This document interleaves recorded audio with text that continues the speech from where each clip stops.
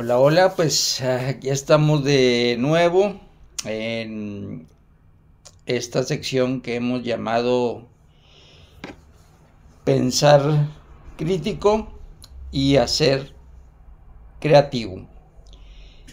Y lo que hoy voy a comentarles es que precisamente me han preguntado algunos como ejemplos del pensamiento crítico. Y la forma en que voy a tratar de hacer una explicación, la voy a tratar de hacer lo más sencilla posible, es de ciertas leyes que seguimos los seres humanos para decir cosas, ¿sí? Y que de esa manera a veces nos caemos en el truco de escuchar lo que se nos dice, y entonces de la forma en que se nos dice a lo mejor la palabra o la forma se suaviza y nos quedamos sin realmente hacer pues precisamente ese pensamiento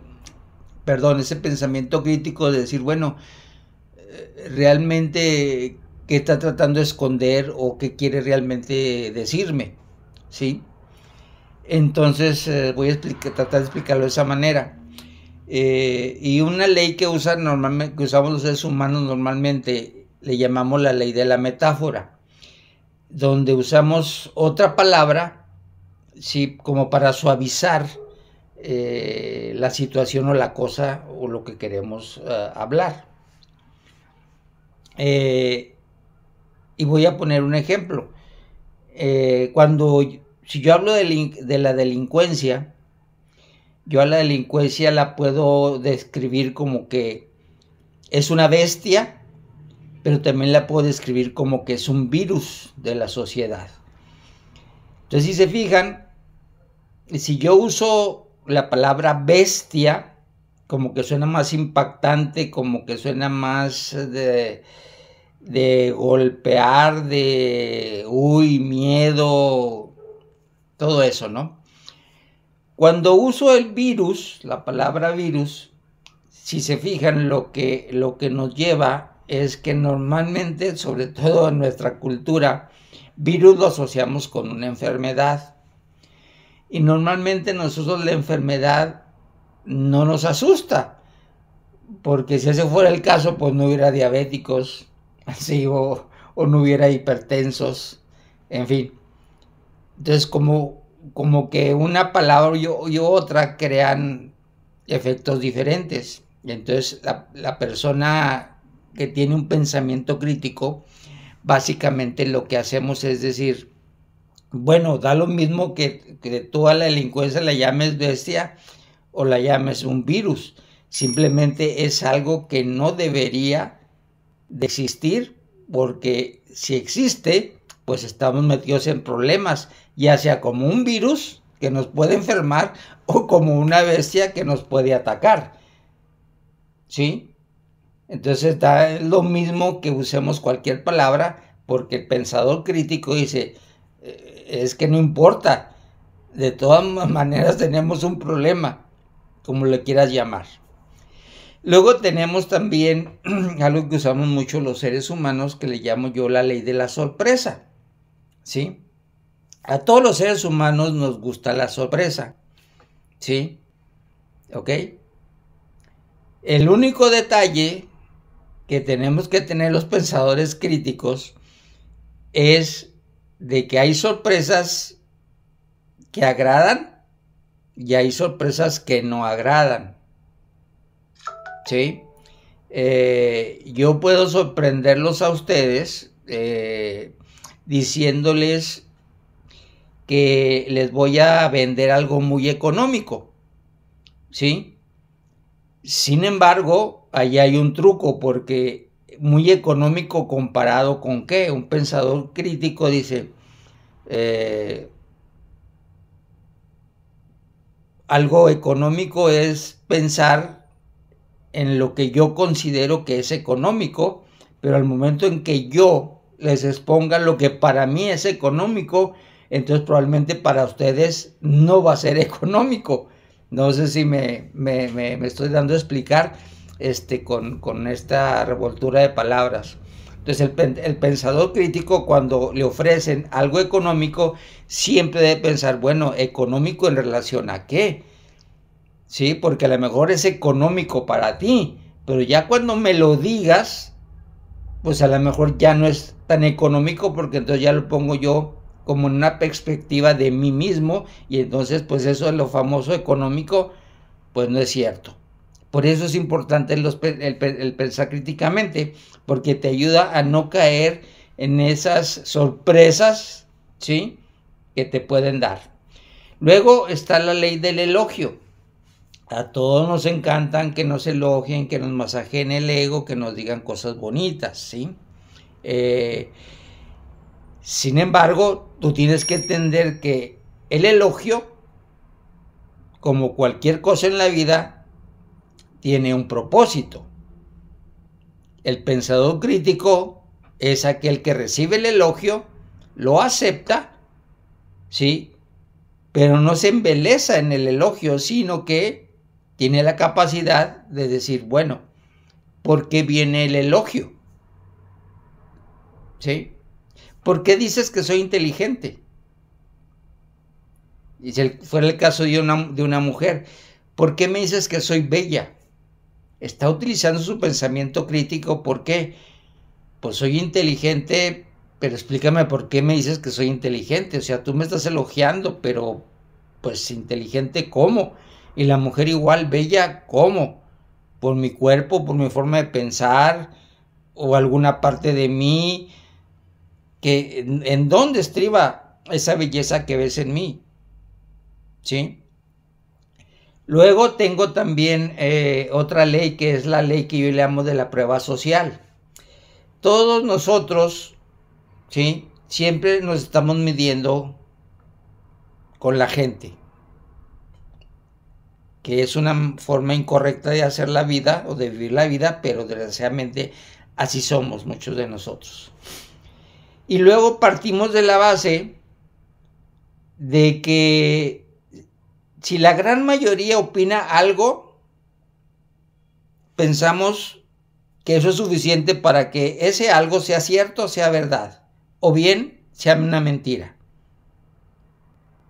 Entonces, como que tendemos mucho a la tendencia de la prueba social, de decir, a ver, esto que me están diciendo, lo están diciendo todos, lo está diciendo, ¿quién lo dice? Ah, no, pues lo están diciendo casi todos, fíjense bien, casi todos. Ah, no, entonces tiene que ser real. ¿Por qué? Porque tanta gente no puede estar equivocada. La vida, la historia nos ha demostrado que millones pueden pensar algo y pueden estar totalmente equivocados. El pensador crítico no cae en la cuestión de la prueba social, ¿sí? A mí no me vengas a decir que esto es válido porque esto que se está diciendo tiene 80 millones de likes en Facebook. Eso nada tiene que ver, ¿sí? O lo dijeron 20 expertos. El pensador crítico dice, bueno, lo dicen los expertos, pero yo quiero entenderlo. Porque puede ser que yo no esté de acuerdo con los expertos.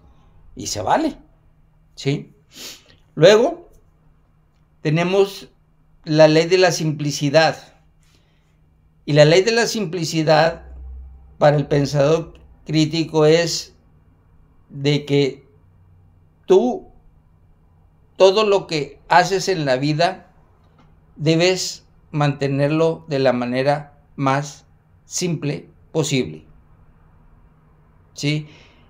Cualquier cosa que te suene a complejidad, a muy rebuscado, tienes que empezar a dudar. ¿Por qué?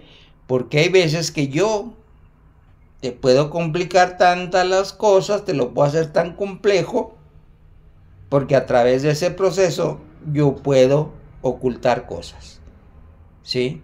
El pensador crítico siempre está pensando dónde está el punto aquí, ¿sí? El pensador crítico siempre busca llegar a la mínima expresión. ¿Qué es la mínima expresión? Es ir desarmando, desarmando, desarmando, desarmando hasta que te quede lo que andas buscando, ¿sí? Y pongo un ejemplo muy burdo. Si yo quiero encontrar las semillas de una fruta, pues tengo que empezar en quitar cáscara, en quitar fruto, en quitar, ir quitando, hasta llegar a donde está la semilla, que es lo simple. Si se fijan, todo lo que tenemos en la vida, una silla, una mesa, una botella, todo empezó con algo simple. Y de ahí llegó algo más compuesto, no complejo. De hecho, algún día voy a tratar de hacer un video para explicar eso, el por qué no es válido lo de la palabra complejo, ¿sí? Porque cuando uno realmente se pone a pensar cuáles son las cosas complejas, pues no hay cosas complejas, porque la complejidad está aquí. En la naturaleza nada es complejo, todo funciona de una manera simple, fácil. Los que hacemos la complejidad somos los seres humanos. Luego tenemos la ley del yo. Tenemos que cuidarnos mucho de el famoso yoísmo, ¿sí? Cuando alguien empieza siempre a hablar de lo que yo hago, de lo que yo tengo, de lo que yo soy, y siempre está en ese ciclo, ¿sí? Hay que empezar a desconfiar de la información que se nos está dando, ¿sí? ¿Por qué? Porque tenemos, los seres humanos, la tendencia de maximizar ciertas cosas para la aceptación que quiero recibir de los demás, ¿sí? Entonces necesitamos cuidar el yoísmo en las personas como pensadores críticos, como pensadores de decir, esta persona, pues realmente hay algo que no encaja, ¿sí? En el sentido de que cuando uno o cuando algo tiene valor, el valor se demuestra, ¿sí? No se dice, ¿sí? Yo puedo decir oro, ¿sí? Y puedo decir y vale mucho, pero yo no lo determino. El valor no está determinado por lo que yo diga. El valor está determinado por otras miles de cosas que incluso yo no controlo, ¿sí? Entonces, estas pequeñas leyes que le estoy diciendo es simplemente algo muy sencillo y muy simple de cómo el pensador crítico no cae en ciertos sesgos, ¿sí?, que tenemos en la vida, que nos hacen que nuestro pensamiento termine sesgado y pensando en algo que no tiene fundamento o no tiene un sustento. ¿Ok? Esto más o menos a la persona que me preguntó acerca de ciertos ejemplos de de cómo actúa un pensador crítico. Espero que esto de las leyes le haya servido de algo, ¿ok? En el próximo video voy a hablar de cosas más específicas de la famosa ley del yo, ¿sí? Para que a lo mejor se entienda un poquito más, porque la ley del yo no necesariamente es el yoísmo solamente, sino tiene que ver con otras situaciones muy personales de cómo trabajar el yo sin caer en el yoísmo, ¿sí? Porque sí es importante trabajar el yo, pero no en ese fenómeno del yo y todo es a través de yo, sino trabajar el yo. Y no tanto en el sentido de la autoestima, porque la autoestima puede ser otra cosa. Entonces, por eso yo creo que la siguiente vez hago el video donde voy a explicar un poquito la famosa ley del yo, sí, que no es necesariamente el yoísmo, ¿ok? Bueno, pues gracias y nos vemos la siguiente.